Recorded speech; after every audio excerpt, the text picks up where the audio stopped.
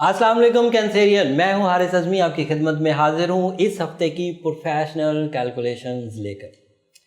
Astrologically इस हफ्ते को कैंसेरियन का ही हफ्ता कहा जा सकता है।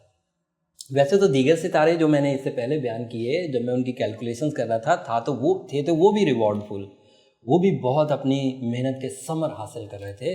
वक्त उन्हें भी अच्छा सपोर्ट कर रहा था, अल्लाह ताला की नेमतें, फजल और दीगर। लेकिन ये जो हफ्ता स्पेशली मैंने कैंसेरियन के लिए कहा, ये जो पिछले हफ्ते की छोटी न्यूज़ेस थी वो छोटी होकर भी बहुत बड़ी थी। फुल मून था पिछले हफ्ते, इस हफ्ते मून तो छोटा हो जाएगा, घटना शुरू है। लेकिन उसके बावजूद जो पिछले हफ्ते की छोटी खबरें थी वो इस हफ्ते अपना रिवॉर्ड्स उगल कर बड़ी खबरों में कन्वर्ट हो जाएगी। जो छोटी खुशियां थी वो बड़ी खुशियों में कन्वर्ट हो जाएगी। जो आपने जिम्मेदारियां पिछले हफ्ते निभाई हैं, इस हफ्ते वो रिवॉर्ड बनकर, रिस्पेक्ट बनकर आपकी ज़िंदगी में अपने जौहर दिखाएगी और आप अपने अंदर एक सुकून, एक पीस और एक इत्मीनान महसूस करेंगे। कैंसेरियन, ये बात रियलाइज़ कर लें कि जब तक आप अंदर से सेटिस्फाई ना हो, बाहर की सक्सेसेस आपको कामयाबी की खुशियाँ नहीं दे सकती, बाहर की सक्सेसेस आपको खुशियाँ नहीं दे सकती। सो आपको अंदर से सेटिस्फाइड होने के लिए अपने बिहेवियर को स्पिरिचुअल रखना होगा, इंसाफ पसंद रखना होगा, अच्छे और बुरे की तमीज़ करके चलना होगा। अगर आप गलत कामों में पड़ेंगे, अगर आप रॉन्ग डिसीजंस लेंगे तो रिग्रेट आपका मुकद्दर है, पछतावा आपका मुकद्दर है। और पछतावे वाला आदमी चाहे कितना ही कामयाब क्यों ना हो जाए, उसे टीजर्स मिलते रहते हैं, इमोशनली वो सेटिस्फाई नहीं हो सकता। चाहे बाहर उसके काफ़ी लग्जरीज हों, उसकी एसेसरीज ऑफ लाइफ लग्जूरियस हो सकती है, बट इनर सोल उसकी हेजिटेटेड रहेगी। ये फ़लसफ़ा है कामयाबी का।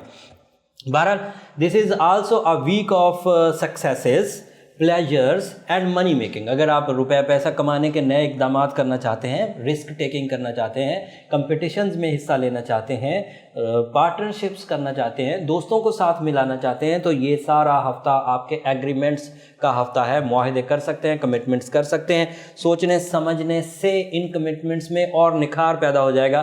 पिछले हफ्ते जो आपने कमिटमेंट्स की हैं, इस हफ्ते उन्हीं में और सोच समझकर और ज़रा फिक्र अंगेज़ी इख्तियार करें तो और निखार पैदा हो जाएगा, प्लान्स और अच्छे हो जाएंगे और इफेक्टिव हो जाएंगे और रिवॉर्डफुल हो जाएंगे। एंड पर्सनल डेवलपमेंट्स, तो आपको अपनी ज़ात भी अच्छी लगने लगेगी, आपको अपनी सलाहियतों से प्यार होगा, आपको अपनी शख्सियत से प्यार होगा, आप अपने किरदार पर अच्छा काम कर सकेंगे और उस किरदार की वजह से आपकी शोहरत और आपकी अफेक्टिविटी बढ़ जाएगी। लोग आपकी तरफ माइल होंगे, सेंटर ऑफ अट्रैक्शंस आप होंगे, महफिलों में जाएंगे तो जान आप बनते जाएंगे, फीमेल हो चाहे मेल हो। और फिर कैंसेरियन कैप्रिकॉर्नियंस के साथ बहुत खुश रहते हैं, तो अगर आपका कोई दोस्त कैप्रिकॉर्न है तो थोड़ा सा उसके साथ टाइम ज़्यादा गुजारिए, वो आपको ह्यूमर देगा, मिजाह, खुशी।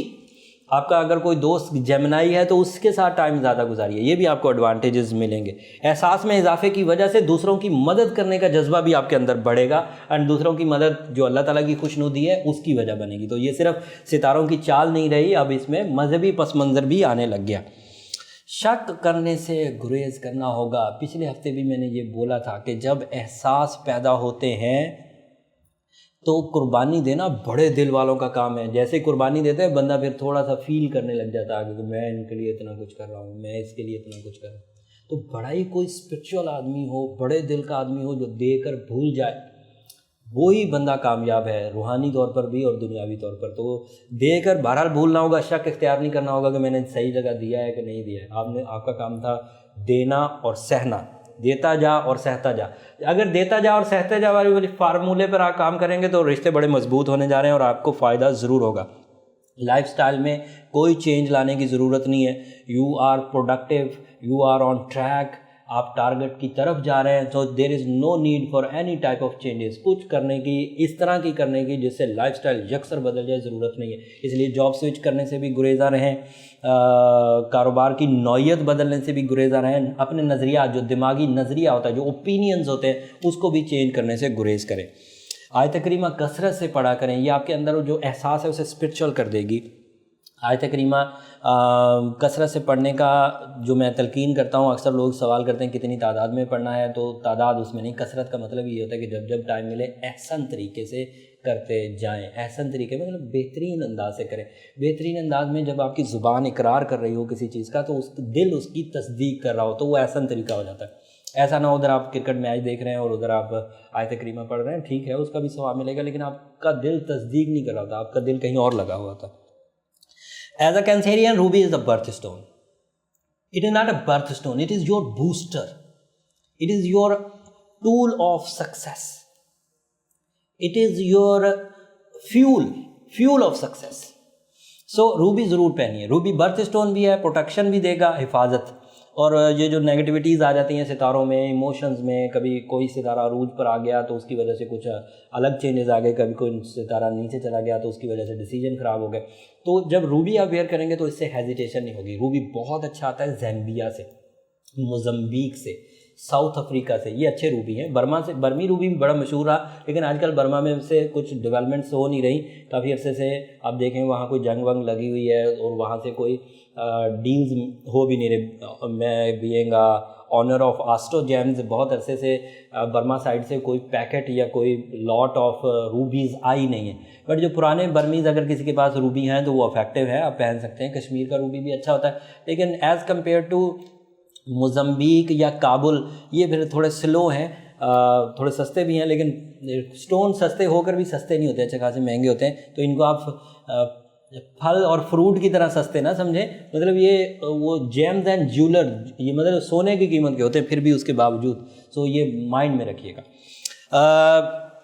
उम्मीद करता हूँ कि इतनी सी इन्फॉर्मेशन से आप अगले 7 दिन तो गुजार लेंगे। मेरी दीगर रिसर्चेस चल रही हैं बहुत तेज़ी से, पूरी दुनिया से मैं एस्ट्रोलॉजी सब्जेक्ट के लोगों से इन टच हूँ। जो जदीद रिसर्चेस आ रही हैं सब अगले हफ्ते और नॉलेज के साथ आपकी खिदमत में रख दूंगा। मेरी ड्यूटी है, मैं अपनी ड्यूटी जो पब्लिक ड्यूटी है वो मैं निभा रहा हूँ, लेकिन थोड़ा सा आपको मेरा साथ देना होगा। नीचे कमेंट्स में अपने लिए पर्सनली ना पूछा करें, वो फोरम नहीं है पर्सनल डिस्कशंस का, पर्सनल लाइफ चार्ट कैलकुलेशंस का। उसके लिए आपको अपॉइंटमेंट्स लेनी चाहिए और वो अपॉइंटमेंट्स आपको वो जो गिवन नंबर है वहाँ से मिल जाएंगी। वो एक प्रोफेशनलिज्म है। उम्मीद करता हूँ आप इस बात को समझेंगे और मेरा साथ देंगे। जब कामयाबियाँ मिल जाएं तो मुझे अपनी दुआओं में याद रखिएगा। अगले हफ्ते तक के लिए इजाज़त दीजिए। अल्लाह ने के बाद।